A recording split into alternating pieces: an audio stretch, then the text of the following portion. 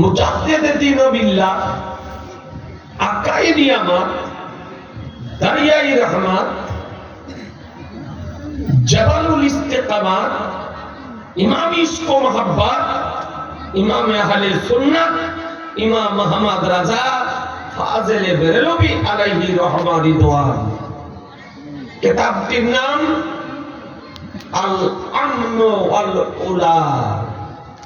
এই কিতাবটি তিনি তিনটি ভাষাতে লিখেছেন, আরবি, ফার্সি, উর্দু। এই বইটি কে পিওর আরবি করে, অর্থাৎ উর্দু ও ফার্সির আরবি করে পিওর আরবিতে প্রকাশ করেছেন ভারতবর্ষের বিখ্যাত মুনাজির আহলে সুন্নাত হযরত আল্লামা মাওলানা আব্দুস সাত্তার হামদানি মাদ্দাজিল্লাহুল আলী, গুজরাট পুরন্দরপুর হতে। এই হাদিসটির দিকে একটু লক্ষ্য রাখুন।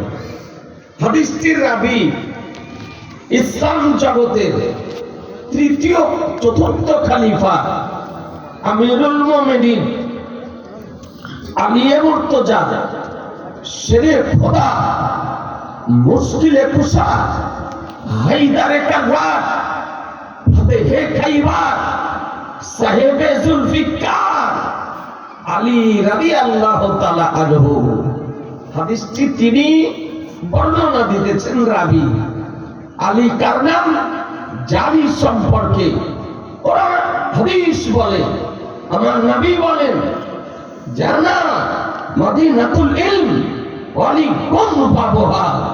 আমি হলাম জ্ঞানের শহর, আলী হলো তার দরজা। যে আলী সম্পর্কে আমার নবী বলেন, আনা দারুল হিকমা ওয়ালি কোন বাবহা। আমি হলাম বিশেষ জ্ঞানের শহর, আলী হলো তার দরজা। আজিজানে মুহতারাম, যে আলী মুর্তজা রাদিয়াল্লাহু তাআলা আনহু মায়ের পেট থেকে আমার রাসূলুল্লাহকে চিনতেন। এইসব মায়ের পেট হতে আমার পয়গম্বরকে জানতেন। ইসলামিক তারিখ বলে যে আলী মুর্তজা রাদিয়াল্লাহু তাআলা আনহু অল্প বয়স্কদের মধ্যে সর্বপ্রথম ইসলাম ধর্ম গ্রহণ করেছিলেন। অল্প বয়সে, মাত্র 7 থেকে 8 বছর বয়সে তিনি ইসলাম ধর্ম গ্রহণ করেছিলেন।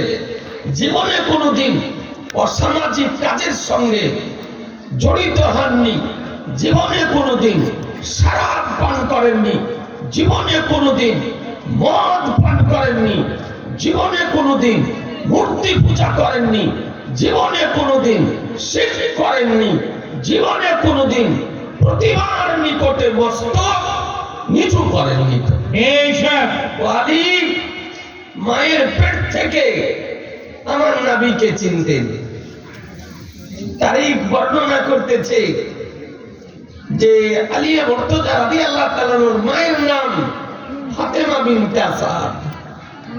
আসাদের কন্যা ফাতেমা। আলী মুর্তজা রাদিয়াল্লাহু তাআলা আনহুর মায়ের নাম ফাতেমা। মায়ের পেটে অবস্থান করতেছিলেন। মা এই অবস্থায় বাড়ির বাইরে ছিলেন। কোন কোন ঐতিহাসিকগণ বলেন যে ওই সময় কাবা ঘরের মধ্যে ফাতেমা বিনতে আসাদ অবস্থান করতেছিলেন। আর কোন কোন ঐতিহাসিক বলেন যে তিনি কাবা ঘরের বাইরে অবস্থান করতেছিলেন। অবস্থায় ফাতেমা বিনতে আসাদের প্রসবের ব্যথা দেখা দিল। প্রসবের বেদনা, প্রসবের যন্ত্রণা তিনি অনুভব করতে লাগলেন যে বাচ্চার প্রসবের সময় হয়ে গিয়েছে। আপনারা আমরা জানি প্রসবের কি ব্যথা, প্রসবের কি বেদনা, প্রসবের কি যন্ত্রণা একজন পুরুষ বলতে পারে না। জিজ্ঞাসা যদি করতে হয়